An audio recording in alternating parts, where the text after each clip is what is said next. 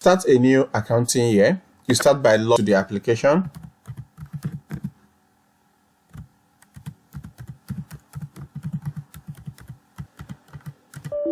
Once you're logged in, you see a pop-up that says invalid accounting period. Please go to settings to start a new accounting period. Once you get that, you just click on OK. You go to settings, and from settings you go to manage accounting period. On the accounting period list, if this is not your first year of using the application, you'll see the previous accounting years. To start a new accounting year, you just click on start.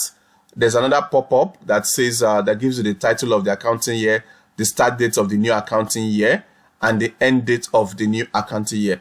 Once you are okay with the title, you can click on start.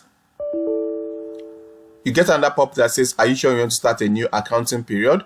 You click on yes and wait for it to complete. This could take a while. The system is doing a lot of calculations, of all the records you have for the previous year to create what we call a balance brought forward for the new year. So sometimes this could take between 10 seconds to 3 minutes, depending on how much record you have on the system. Now it's completed. Once it's completed, we click on OK, and we have the new accounting year. This is the new accounting year we've created, which is the 2022 accounting year. Thank you.